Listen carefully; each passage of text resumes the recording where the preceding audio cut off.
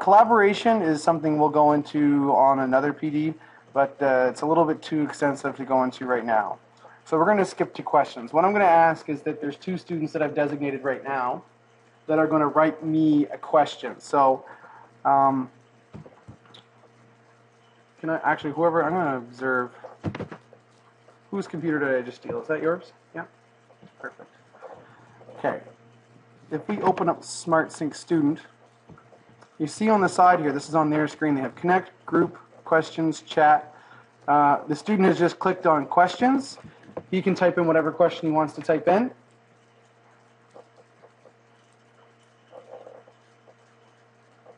Just anything at all, it doesn't matter. What is up? Good question. And he submits it. You'll see in the top left-hand corner of his screen, it's indicated that he's got a question, and on the bottom right-hand part of your screen, you'll see there's a blinking little question mark, and it says one question. Now, if we want to access that question, we just go to Questions, and we see where the question is. Can I just have a few students ask me questions here? Just submit me some, just 2 or 3 of you, and I'll show you the process of how this works. So, I can answer his question, but I have to select it. Once I double click on it, I can actually answer his question. So what is up? The sky. And I can answer him. So you write your answer in the message field. You'll see the history of the conversation with this question right here. Now, sometimes when you're teaching, you'll see that you get the same question a lot. These are a little bit different, but if you were to be going over a concept or there's a website you're on and they're all asking the same question, what you can do is take the history from this window and send it to all your students to make sure that you don't have to answer the same question 30 times. So to do that, you just go up to Send to All, click Send to All, and all the students will have that pop up. And it may not pop up directly on their screen. What they need to do, let's go back to the thumbnail view. Does anyone not have it up? I'll go in here. This is blinking blue down here on their screen. Once they click on that on their taskbar, let's go to Control. We'll click on this. Then that history window comes up. And this is the same thing for chat as well, as you can say, SmartSync Student Chat. This is the way that, this is how their chat window works. If you were to send something out to them via chat, they have to click on this for it to open up the chat window in order for them to see it. So, you can get out of that now. We go back to questions. So, now I can't answer any of these other questions until I'm finished with this kit. This is one of the downfalls of this, is that you have to answer one at a time and you can't skip back and forth. It doesn't go back to that kid. So, once I'm done with this kid, I hit finished, and then he is removed, and it's taken as if you're done. So you can only do one at a time, and if you're done with all the questions, just delete all the questions. Yes, I want to clear those, and then you don't have to worry about them. Not really a best practice to remove questions like that, but you get the point. Now, as I was just talking about, chat is something that may be useful if you were to create groups. Maybe it's a little carrot you can dangle at the end of a string for the end of a class if they've done well. You just allow students to chat, and then they'll be able to chat back and forth to each other. Just make sure to let them know that the history of their conversation will come up here, and anything they say you can save and send that file to administration if they want to take a look at it. So just make sure that they know that you have their history up on your screen. And you can clear all that if you want. The feature I was talking about, earlier with creating groups and chatting, I think isn't a bad idea, and I'm going to show you real quick right now how that works. Essentially, you go into Edit, add a group, give the group name. So I'll just say Group 1. Okay. I'm going to add Group 2. And Group 3. Okay.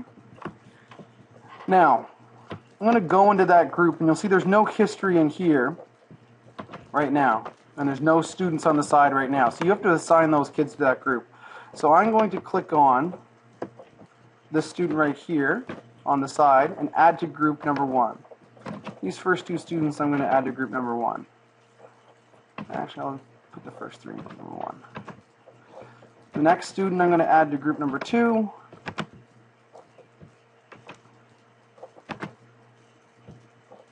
And the last 2 I'll add to group number 3.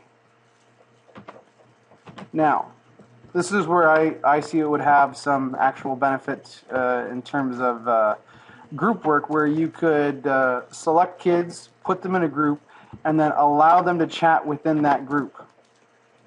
And then they're only talking to the kids within that group. So they could be on different sides of the room, but then they're still talking about the project that they're working on. And then they have that chat history there that they can refer back to if there was something important that they went over. Just to show you what that looks like, there is a little difficulty. Let's just go into this kid's screen. You'll see the chat history here for all computers, and then on the top, group 3 and teacher. See how he doesn't have group 2 or group 1? He only has the group or access to the group that he is in. So if he were to click on group 3, let's just go to control and try this ourselves. Then he can start chatting just to those 2 other students. And you can see the 2 other students in the group right here. So, and I can send that along. So then it's just those 3. So you don't get the chatter and confusion like on this page. And hopefully it'll be more focused. And I can just see it being very useful in terms of group work. So let's get rid of that. So that's in the chat window. And these groups stay no matter where you're in. So I can go up to thumbnails and take a look at the screens of all those kids in that group. Okay? And monitor them. So again, a lot of applications for group work within the classroom. Now, let's move on to file transfer. Instead of dropping things on the T drive or emailing it out with a distribution list, you can just send out a file to them via this process here, which is called file transfer. You go up to the top, hit send file. Oh, right now I'm in group 3. So if you wanted to send something specifically to that group, you can send things to a specific group, or you can send it to all the students. So let's go to send file. Let's just type in that Tech Blitz. Open. And we're going to send that along to all those students. Okay? So, I'm going to go back to chat and disallow them to chat because I'm noticing there's some chatter. And I'm going to shut that off in all the groups as well, just so that they can regain their focus. So, did that open on all your computers? Yep. Perfect. So it opens automatically on their computer without them having to say anything, and then they have that file and they can start working on it. They also have the ability to submit a file, and I'll go into that later on. Bottom left-hand corner here, you now are into blocking applications. So this is good if you wanted to block, like if there were certain games on the netbooks that you didn't want them to use. You can create, as you can see up here, a new rule. You name the rule, you find the program here. Maybe it's even Movie Maker. The kids are obsessed with making movies. You want them to focus on their work. You just say Movie Maker block. Click on it. Add. And hit OK. The same thing goes if you just want them to be working on Windows Live Movie Maker. If you just want them on Microsoft Word, you can and say block all except the following applications, and then the only program that will work when this rule is activated is Microsoft Word. Okay? And all I have to do to make that work is just click the little box there, and we're good to go. We go down to Internet.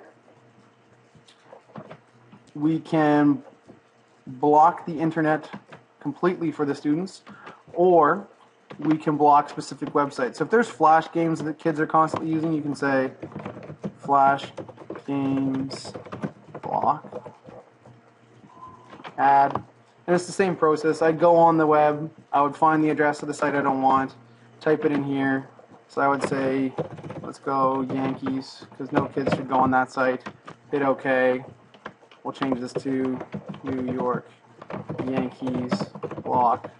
Okay, and we can add as many websites as we want in here. You know, if that were the case, if there were other websites that you didn't want them to go on within the same rule, and you just go through the same process again, hit add, and put the website in.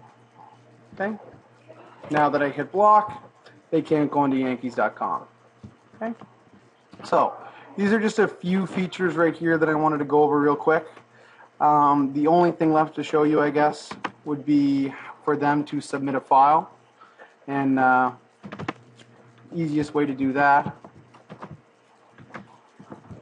I'll just show you on this student screen here. They go down to submit file. They click on it.